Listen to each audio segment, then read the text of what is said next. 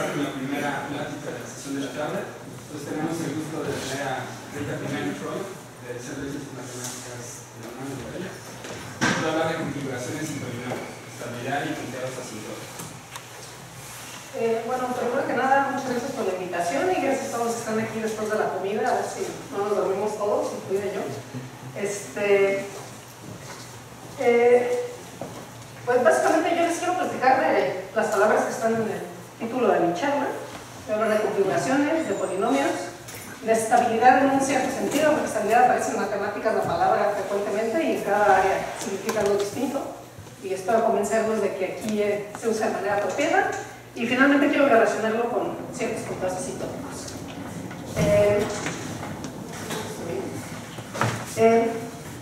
Y un poco como la filosofía de lo que quiero platicarles es la siguiente. Quiero sobre todo ilustrar un vínculo entre aritmética y topología. En particular me gustaría vincular ciertos conteos sobre espacios de polinomios, sobre campos finitos, con aspectos topológicos de ciertos espacios de configuraciones, una invariante que se llama la topología. Después quiero fijarme en cómo ciertos fenómenos de estabilidad en estos espacios topológicos se traducen en conteos asintóticos sobre estos campos finitos. Y bueno, básicamente el objetivo que tengo para esta tarde es, uno, describir dos fenómenos de estabilidad que tengo acá del lado topológico, y dos, ilustrar este puente, al menos con un ejemplo sencillo, que espero me los convenza de este vínculo que a mí me parece en particular muy atractivo. Entonces, para empezar con el primer ingrediente de la charla, los espacios que me interesan son los espacios de configuraciones. En particular, aquí les estoy poniendo esta notación, quiero enfatizar que estoy tomando espacios de configuraciones sobre los complejos. Entonces me estoy tomando el plano complejo y me estoy tomando configuraciones de n puntos ordenados. Es decir, me estoy tomando n tuplas de números complejos donde estoy pidiendo que los elementos de la n tupla sean distintos. Esos son los puntos de mi espacio. Y bueno, este es un espacio topológico que resulta tener ciertas simetrías.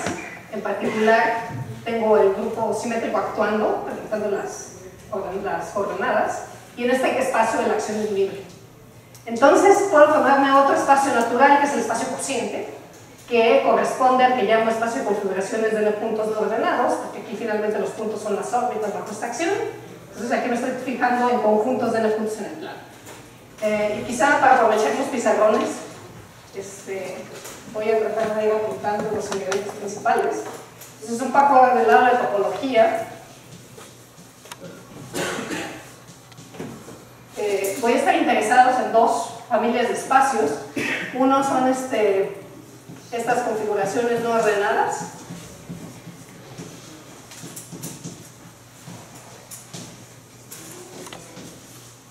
Y otros son estas configuraciones ordenadas.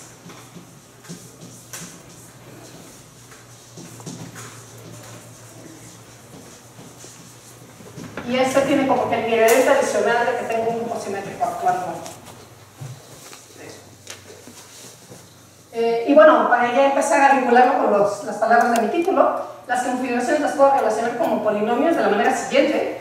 Si me tomo una configuración ordenada, es decir, un conjunto de n puntos en el plano complejo, hay un polinomio natural que le puedo asociar. Tómense el polinomio que tiene como por raíces esos puntos.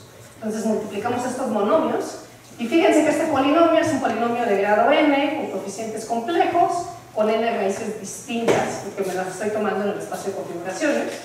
Y viceversa, si empiezo con un polinomio con estas características, el teorema fundamental del álgebra me dice que corresponde a una configuración. Entonces, desde ese punto de vista, estos espacios de configuraciones los puedo ver como espacios que parametrizan polinomios. Y bueno, este es como un primer vínculo entre ese espacio topológico. Ya lo estoy interpretando como un espacio de polinomios mónicos de grado n con coeficientes en los complejos, sin raíces repetidas. Y durante esta charla voy a estar explotando un poco este vínculo. Y bueno, en topología algebraica, y bueno, como en varias áreas, como nos interesa clasificar, algo que hacemos es buscar invariantes asociados a los espacios, en este caso invariantes topológicos. Lo que hacemos en realidad es, dados espacios topológicos, les asociamos objetos algebraicos. En este caso le estoy asociando algo que le llamo el grupo fundamental. Entonces a este espacio topológico le puedo asociar un objeto algebraico que es un grupo fundamental y que en este caso corresponde al llamado grupo de trenzas,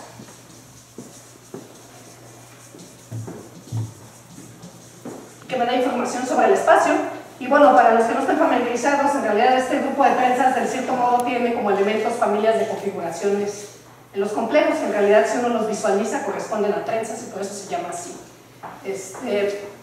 Y bueno, otro invariante topológico, otro objeto algebraico que se le puede asociar es el primer grupo de cohomología, y ya empieza a aparecer esa palabra que mencioné al principio, entonces lo voy a apuntar aquí también, es H1, aquí estoy abriendo H1 de este espacio topológico, me lo estoy tomando con coeficientes en Z, y bueno, en general, dar un espacio topológico a qué corresponde este invariante, corresponde a tómate este grupo fundamental asociado al espacio, este grupo, y tómate homomorfismos de ese grupo en Z.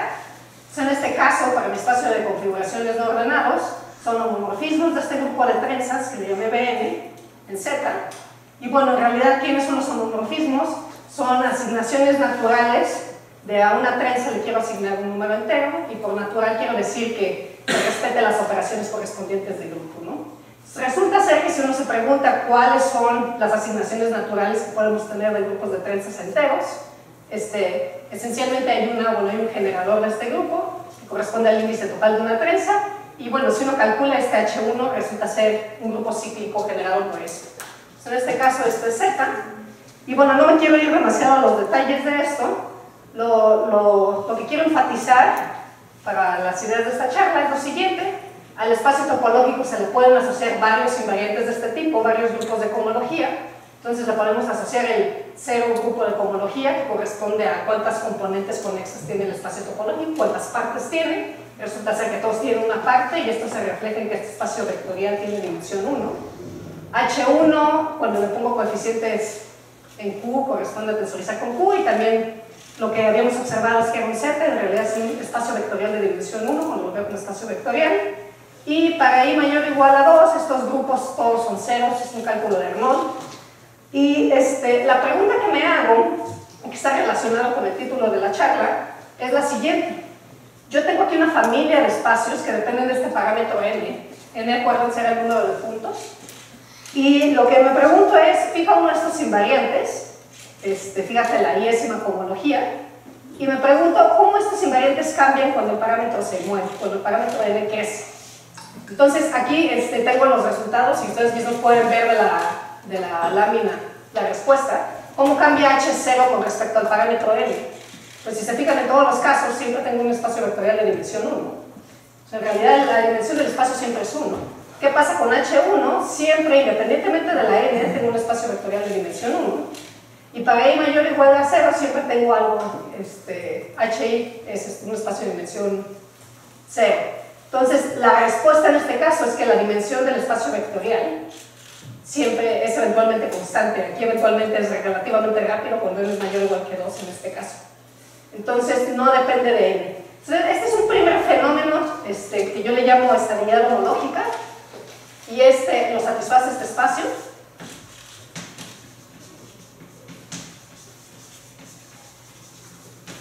Y lo que dice es que estos invariantes que le estoy asociando, los grupos de homología,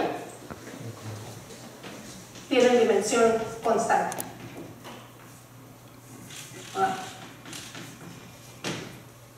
Básicamente, constante independientemente del parámetro n que se está moviendo. Y bueno, es un fenómeno que se ha observado recurrentemente. Esta es la definición formal. Se aplica a asociaciones de espacios o grupos, depende de un parámetro n. Se dice que satisfacen estabilidad homológica, homológica es un dual, invariante dual, si estos grupos son isomorfos cuando n es suficientemente grande, que es el caso que acabamos de observar en este de aquí, ¿no?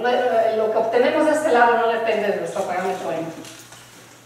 Y bueno, aquí tengo una lista de ejemplos que satisfacen este fenómeno: grupos simétricos, grupos de trenzas, espacios de configuraciones en otras variedades, y hay grupos quizá más complicados como los grupos lineales, grupos modulares para aquellos que están familiarizados.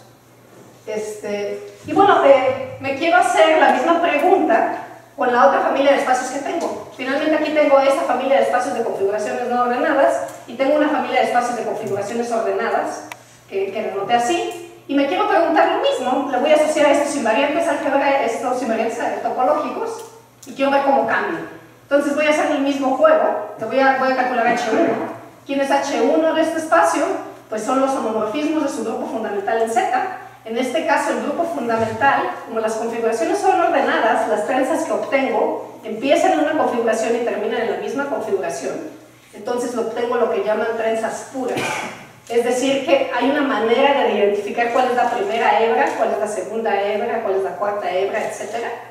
Y eso me permite definir más homomorfismos. ¿Qué sucede? Si les doy una trenza pura, ustedes pueden definir la asignación siguiente. Díganme cuántas veces la hebra I enrolla la hebra J. Como si tengo una hebra distinguida I y una hebra distinguida J, puedo hacer esto, y resulta ser que para cada número I J puedo definir un homomorfismo de este tipo. Es lo mismo si cuento las veces que la I enrolla la J, que la J enrolla la I, pero módulo eso, todos estos me generan el grupo, y este de aquí es un espacio vectorial ahora de dimensión n escoge 2. Entonces, me hago la misma pregunta que antes hacía. Tengo una familia de espacios, depende de este parámetro n, que es el número de puntos. Estoy asociando este invariante, que es H1, y me pregunto cómo cambia cuando n crece. Pues si se fijan en este caso, no tengo la misma respuesta que hace rato. Hace rato tenía dimensión constante. Aquí claramente calculamos que no es constante, porque la dimensión es n escoge 2, y la dimensión se va a infinito cuando n se va a infinito. Entonces, este es claramente un ejemplo que no satisface esta habilidad homológica. Y no sé si esto ya se ve. Quizá necesito levantarlo. Entonces, la pregunta es, ¿hay alguna manera de explicar qué sucede aquí? Y sucede, y bueno, aquí no satisface esta habilidad homológica porque la dimensión de estos invariantes no se vuelve constante, sino que crece con respecto a él, depende totalmente de él. Entonces, la manera en que aproximamos esto es tomando en cuenta que aquí hay un ingrediente adicional. Si se fijan, ya lo había mencionado aquí tenemos una acción de un grupo, que es el grupo simétrico, y esto nos va a hacer que estos espacios vectoriales vengan con más información, vienen acompañados de una acción del grupo simétrico, y son lo que se conoce como una sucesión de representaciones del grupo simétrico. Entonces, aquí lo que había puesto son como definiciones básicas de teoría de representaciones, y vamos a estudiar esta sucesión tomando en cuenta estos aspectos. Una representación para mí es un espacio vectorial sobre Q con una acción lineal de Sn. Estos son nuestros ejemplos. Subrepresentaciones son subespacios invariantes. Irreducible significa que no tiene subrepresentaciones. Y bueno, un hecho importante en esta área es que si tengo una representación de dimensión finita de este grupo, siempre se descompone en suma directa de representaciones irreducibles. Entonces lo que buscamos es, si tienes algo que viene acompañado con una acción, quiero entender sus partes siendo estos subespacios invariantes, y siempre se descompone como una suma de estas cosas. Y además estas representaciones irreducibles están clasificadas por particiones. No me quiero ir demasiado a la notación, pero con lo que se tienen que quedar para esta charla es particiones de n corresponden a representaciones irreducibles, y perdón, ya me adelanté. Y bueno, con ese contexto, ahora estudio mi familia, me pongo a ver cómo es H1 cuando tengo 2 puntos. Como se conoce explícitamente el espacio vectorial con su acción, se puede ver cuál es su descomposición en irreducibles, y resulta que se ve como sigue. Si tengo 2 puntos, corresponde a una representación que es la trivial, voy a usar esta notación. Si tengo 3 puntos, corresponde a la suma de estos 2. Si tengo 4 puntos, corresponde a la suma de este más este más este. 5 puntos a la suma de este más este más este, etc. Y bueno, lo estoy escribiendo de esta manera porque quisiera que noten ustedes de la descripción que se empieza a ver un patrón de estabilidad. En este caso, no es que la dimensión del espacio vectorial se vuelva constante, pero el número de veces que cada uno de estos aparece se vuelve constante. Entonces, aquí, por ejemplo, esta de aquí, que se llama la representación trivial, aparece una vez. Decimos que la multiplicidad de esta subrepresentación aparece una vez. En este caso, esta de aquí aparece una vez, la multiplicidad aparece una vez, aquí también, y el resto de las posibilidades ya no aparecen, tiene multiplicidad cero. Y bueno, la respuesta a la pregunta es ¿cómo cambia esto cuando el parámetro n crece? Pues en realidad, una vez que n es mayor o igual que 4, de hecho, sí, aquí mayor o igual que 4, siempre se ve como esto. Entonces, la manera en que, o lo que esto lo voy a interpretar, es que voy a decir, no satisface estabilidad homológica, pero satisface otro tipo de estabilidad, en donde estas subrepresentaciones, una vez que aparecieron, se quedan ahí y ya no cambian de multiplicidad. Entonces lo voy a decir como sigue. Voy a decir que este espacio satisface un tipo de estabilidad donde las multiplicidades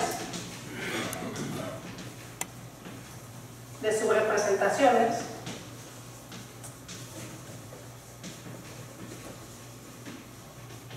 son constantes. Oye, una pregunta. Sí. ¿Las cajitas que aparecen que son el segundo renglón de la partición? Sí. No me fue la notación, pero tengo que estar más familiarizado con esto. La clasificación es particiones corresponden a irreducibles. La partición puedes hacer este diagrama de Young y sí, efectivamente le estoy quitando el primer renglón. Para tener una partición uniforme que no dependa de n, si n aumenta, le aumento una caja al primer renglón. Y ahí es donde estoy aumentando pero bueno, con la idea con lo que quisiera que se quedara la audiencia en general es hay este fenómeno de estabilidad, la descomposición empieza a verse igual independientemente de n. Y a esto, puesto que estoy tratando ahora con representaciones y no nada más espacios vectoriales, es un fenómeno al que le voy a llamar estabilidad de representaciones. Entonces, el fenómeno anterior era estabilidad homológica, este fenómeno es estabilidad de representaciones.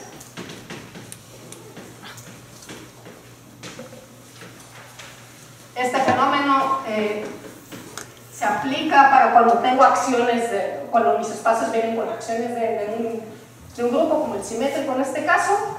En el otro caso no tenía ese ingrediente adicional, y aquí las dimensiones de los espacios crecen a priori porque tengo simetrías, pero lo que se mantiene son las multiplicidades de las subrepresentaciones irreducibles. Y bueno, es un teorema, y bueno, Farr y Church fueron los que introdujeron esta manera de estudiar este tipo de sucesiones. Es un teorema que si calculan los otros grupos, yo aquí nada más me fui con H1, si calculan los otros grupos de cohomología, estos satisfacen la estabilidad de representaciones uniforme, en el caso de espacios de configuración ordenados. Y bueno, a partir de este ejemplo han salido ejemplos mucho más interesantes, como en mi caso yo contribuí con espacios modulares, grupos modulares puros, hay espacios de configuraciones ordenadas para cualquier tipo de variedad, por ejemplo. ¿A qué se refiere la palabra uniforme? Uniforme se refiere a que existe un n tal que para toda n mayor o igual que esa n se satisface este fenómeno. Que esta descomposición es uniforme, aquí digamos que a partir de un cierto n, en este caso es 4. Pero no sé, hay otra razón de estabilidad. Es que podrías preguntarte, por ejemplo, por una de las multiplicidades de uno de los subcomponentes, por ejemplo. Y podría ser que esta se estabilice en algún momento y esté en otro, por ejemplo. La multiplicidad de las subrepresentaciones podría ir como que variando. O podrían seguir apareciendo otras cosas, ¿no? Pero podrías decir, pero esta a partir del n tal ya no crece o ya no cambia. Por eso le llaman uniforme, porque estoy hablando de todas a la vez.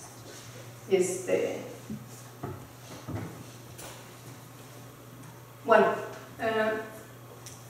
entonces, digamos que este es como que el primer objetivo de mi charla, era tratar de ilustrarles que tengo este tipo de fenómenos.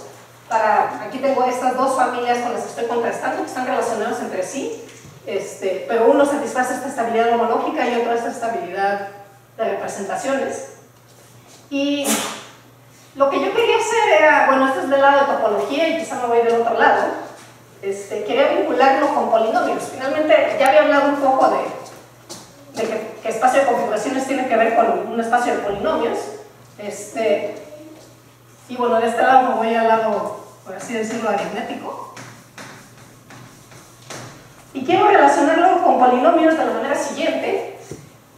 Voy a usar esta notación, si se fijan le quité el C de los complejos, porque quiero entender esto como una variedad algebraica definida sobre Z, y estoy más bien pensando en polinomios de N como polinomios mónicos de grado N, esto es una variedad algebraica, y me estoy fijando en una subvariedad que corresponde a aquellos donde el discriminante no se anula. Estoy poniendo como esa restricción adicional que tenía de que no quiero que los polinomios tengan raíces repetidas. Entonces, la ventaja de ver a conf n como variedad algebraica es que ahora puedo interpretarla de dos maneras si me fijo en diferentes campos. Para un campo K me puedo fijar en los K puntos de la variedad, y los K puntos en este caso, ¿a qué corresponden? Corresponden a polinomios mónicos de grado n, es la misma descripción que tenía antes, y aquí tengo ahora K como campo, ahora estoy fijándome en polinomios con coeficientes en ese campo, sin raíces repetidas. Es la misma descripción que tenía antes, pero ahora estoy cambiando de campo en lugar de los complejos, estoy tomando el campo K. Y bueno, la cuestión es que quiero encontrar el contraste que hay cuando el campo K son los complejos y cuando el campo K es un campo finito. Entonces quiero hacer una como comparación vía esta variedad entre los puntos sobre FQ y los puntos sobre los complejos. Entonces este espacio de aquí son polinomios mónicos de grado n con coeficientes en FQ sin raíces repetidas. Estos puntos son polinomios mónicos de grado n con coeficientes en C sin raíces repetidas. Y el vínculo del que les hablaba, este puente entre topología y aritmética, corresponde a un teorema no trivial. Aquí estoy dándoles como la versión digerida para este ejemplo en particular, que se le atribuye a Grothendieck y Lefschetz, una fórmula del tipo punto fijo, que quisiera explicar. De este lado de la fórmula, lo que estoy haciendo es sumando. Por cada elemento en este espacio, estoy poniendo un 1. Entonces, ¿qué estoy haciendo? Estoy contando el número de polinomios que tengo en este espacio. Entonces, de este lado de la fórmula lo que tengo es el número de polinomios mónicos de grado n con coeficientes en FQ sin raíces repetidas. Estoy contando esto, y lo que la fórmula sorprendentemente me dice es que este conteo, que tiene que ver con campos finitos, como polinomios sobre campos finitos, está relacionado con esta parte de acá, que es una suma alternada, y que tiene información topológica. Aquí tengo la dimensión del késimo grupo de cohomología del espacio de configuraciones, como lo estábamos viendo al principio en los números complejos. Que este fue el espacio que estudiamos en este contexto, que sabíamos que satisface estabilidad homológica. Entonces, esta fórmula es bastante sorprendente porque está vinculando de un lado una parte que tiene que ver con campos finitos con una parte topológica que a priori es más bien continua. Y bueno, uno puede calcular esto porque, por ejemplo, Arnold y Fred Cohen, que había puesto este cálculo antes, calcularon estos grupos de cohomología. Esto es un espacio vectorial de dimensión 1, un espacio vectorial de dimensión 1 y 0 a partir de k mayor o igual a 2. Y lo que puedo hacer es poner esta información en mi fórmula. ¿Y qué es lo que obtengo? Pues básicamente todos los ceros salvo cuando k es igual a 0 y cuando k es igual a 1. Y si se fijan, esto se traduce en que la fórmula se ve así. El número de polinomios con coeficientes en FQ de grado n, etcétera, etcétera, está dado por esta fórmula. Es q a la n menos q a la n menos 1. Y lo que quiero que noten aquí es que habíamos dicho que esta familia de espacios satisface estabilidad homológica. ¿Qué era estabilidad homológica? La dimensión de estos espacios vectoriales no depende del parámetro, la dimensión siempre es 1. Y eso se traduce en que esta fórmula siempre se ve de cierto modo igual. O sea, el coeficiente de aquí, 1, siempre corresponde al q a la n, independientemente de quién sea la n, y el coeficiente de aquí siempre es menos 1 y siempre corresponde al q a la n menos 1. O sea, esta fórmula de algún modo siempre se ve igual independientemente de n. Obviamente depende de n, ¿no? La n está en la fórmula. Pero si se fijan, no importa si n es 2 o 3, siempre es q a la 2 menos q a la 2 menos 1, y si n es 3 es q a la 3 menos q a la 3 menos 1, etc. Entonces, un poco el énfasis de esta diapositiva es: existe esta fórmula que me vincula a este conteo del lado de campos finitos con información topológica de estos espacios, y el hecho de que tengo estabilidad homológica garantiza que esta fórmula de cierto modo es la misma.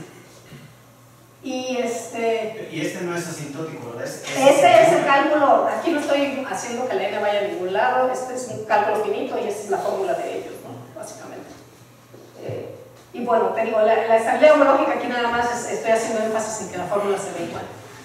Ahora, viendo la pregunta de lo que quiero decir con asintótico, voy a calcular otra fórmula, otro conteo, digamos, sobre espacio de polinomios, que es la siguiente. Me tomo x1 de f, le pongo esta notación por razones que no voy a explicar aquí, pero esta función lo que hace es, para cada uno de estos polinomios me devuelve el número de raíces que viven en el campo fq.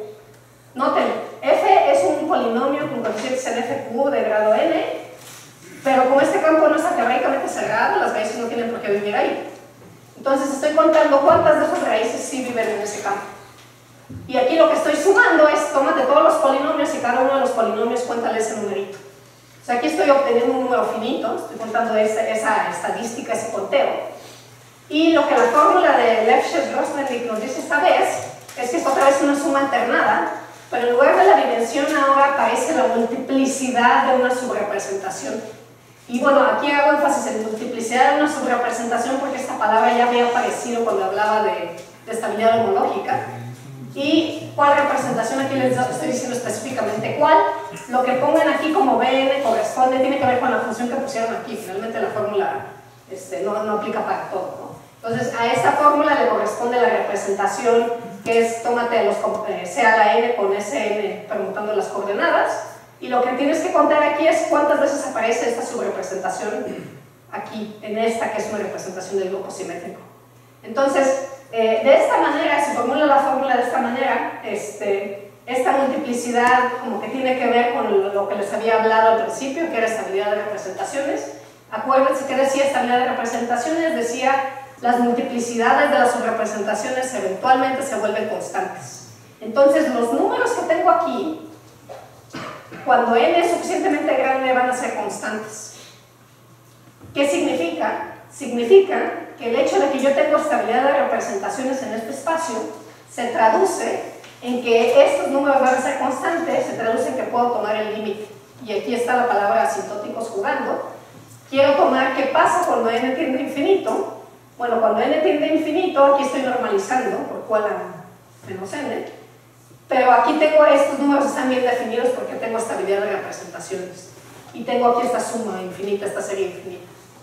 Y resulta ser que, bueno, uno puede hacer este conteo asintótico para este caso en particular porque se pueden calcular estas multiplicidades estables con fórmulas de Lerer y Solomon.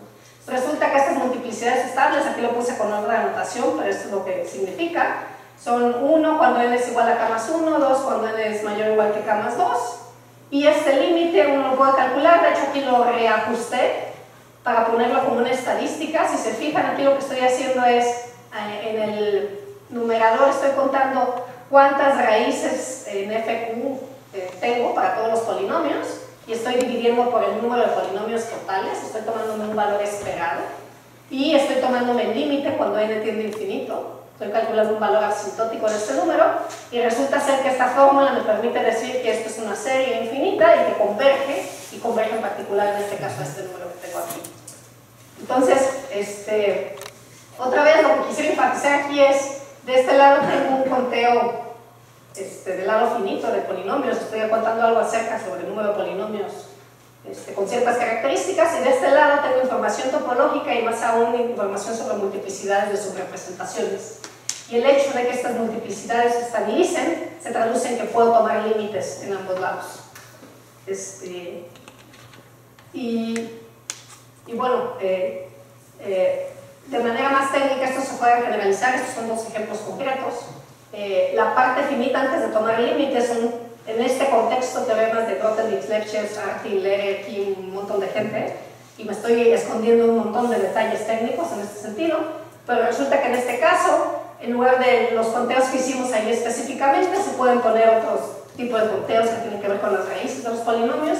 Aquí agregué otra clase de grupos, pueden ser el simétrico o el de permutaciones signadas, y bueno, esto tiene que ver con aspectos topológicos de la cohomología de espacios topológicos asociados. En el caso del grupo simétrico eran los espacios de configuración, en el caso del grupo de permutaciones signadas son ciertos arreglos de hiperplanos correspondientes. Y bueno, la contribución en este sentido es, si es posible ver que estos espacios satisfacen la estabilidad de representaciones, como lo habíamos visto acá. Esto de aquí es el equivalente del espacio de configuraciones ordenadas. Estas entonces se vuelven constantes, eventualmente constantes, estas multiplicidades, y uno puede tomar límites en ambos lados, y no nada más eso, esta serie es converge.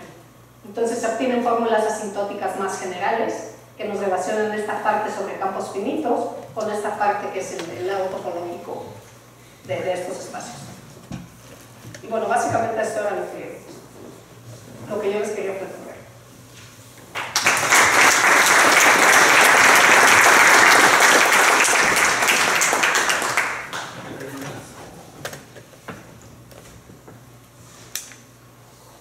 El espacio de configuraciones también relaciona con las trenzas racionales, ¿no? ¿A qué le llamas trenzas racionales? ¿A qué le llamas trenzas racionales? O sea, son las trenzas algebraicas que están dados de dos polinomios, son uno de C por otro caso de dados. Esa es terminología de I. Pues, no estoy seguro exactamente de lo que hablo, pero bueno, en este contexto el grupo fundamental son los grupos de trenzas, ¿no? Y desde ese punto de vista están vinculados, pero no sé exactamente a qué trenzas se Bueno, es que hay unas que están dadas por funciones algebraicas, como los polinomios que sacaste que pueden ver si es posible. Bueno, o sea, también lo importante va más como por el lado de si puedes hacer un puente entre esta aritmética que tienes en estos espacios y ver como propiedades de los grupos de trenzas. Bueno, en realidad yo he estado como que enfatizando en una dirección, pero la fórmula va en los dos sentidos. O sea, yo estaba enfatizando un poco como que yo puedo hacer cálculos del lado topológico para obtener cosas del lado sobre campos finitos, pero en realidad muchas veces van en el sentido contrario porque es más fácil hacer cálculos de este lado. Entonces, desde ese punto de vista, si tú puedes hacer conteos sobre campos finitos, por ejemplo, estos conteos son relativamente, o sea, uno puede hacerlos sin meterse con toda esta terminología. Es una pregunta básica, ¿no? ¿Cuántos polinomios de este tipo hay? Y tú puedes contarlos por otro tipo de técnicas. Y esta fórmula lo que te podría permitir, de hecho, es recuperar esta información topológica. O sea, si tú puedes contar esto por otra técnica, lo que puedes recuperar vía esta fórmula es que aquí el coeficiente es 1 y aquí el coeficiente tiene que ser 1, corresponde a los números de Betti de estos espacios. Y desde ese punto de vista te está dando información sobre el grupo de trenzas correspondiente. Entonces, digamos que la fórmula a priori uno quiere usarla en ambas direcciones. Aquí es menos evidente porque hay mucho más términos en la fórmula, ¿no? Entonces es menos evidente si puedes recuperar o no la información, pero hasta cierto punto la puedes recuperar. Y en la lámina pasada eran mónicos sin raíces repetidas, ¿no? Sin raíces repetidas, esta es una subvariedad de la variedad de polinomios. Y bueno, también esta fórmula no se puede usar arbitrariamente, o sea, está muy restringida a ciertas variedades algebraicas con propiedades muy específicas, como son estas, pero sí hay otros contextos donde también sirve. Por ejemplo, uno puede contar toros maximales en ciertos grupos de Lie sobre campos finitos, por ejemplo. Y también ahí corresponde un conteo sobre campos finitos, corresponde a información topológica de ciertas variedades banderas asociadas a esos grupos. Pero bueno, no, creo que no contesté tu pregunta. Sí. Ahí, bueno, allá tenías un ejemplo de que había estabilidad lógica y luego cuando cambiabas y había fracción, había ya otro tipo de estabilidad. Si ya tienes otra estructura diferente, ¿hay ejemplos de cosas que no tengan estabilidad de representaciones, sino que ya se necesita como otra noción diferente? Pues sí, o sea, en realidad estos son como que fenómenos bonitos, ¿no? O sea, a priori no tienes por qué esperarlos. Aquí los estamos esperando porque son como que espacios suficientemente bonitos con los que quisieras que algo pasara o quisieras explicar cómo funciona. Pero en realidad, o sea, este es un fenómeno muy particular que tienes una sucesión de espacios vectoriales que vienen acompañados, en este caso una acción del grupo simétrico, te podrías tomar el grupo de permutaciones signadas o, bueno, aquí es mala notación porque es mi notación de grupos de trenza, ¿no? Pero incluso acciones como de otros grupos de Lie, por ejemplo. Y la cuestión es preguntarse qué tanto cambia la representación con respecto al parámetro n, ¿no? y a priori no tienes por qué tener nada. O sea, incluso te puede dar una asociación arbitraria y vamos, empieza, no sé, con puras triviales Q, y después Q a la 3 y luego la estándar. Vamos, no tendría por qué haber algún tipo de estabilidad, y la estabilidad hasta cierto punto refleja propiedades de la familia de espacios, en este caso estas propiedades asintóticas. Pero vamos, sí, son fenómenos muy específicos. Y bueno, otra cosa que no enfaticé, y quizás debería hacerle más propaganda al fenómeno, en ambos casos, el hecho de que tengamos estabilidad homológica o estabilidad de representaciones hace que podamos, que para calcular estas invariantes nada más tengamos que fijarnos en un número finito de datos, porque a partir de cierto momento ya sabemos que se estabiliza. Entonces estos espacios topológicos, o algunos más complicados como espacios modulares o el grupo modular, por ejemplo, donde no hay muchos cálculos, esto es valioso en ese sentido, de que antes no sabíamos mucha información y ahora está reducido a un cálculo finito. ¿Alguna otra pregunta? Bueno, si no, agradecemos a los demás.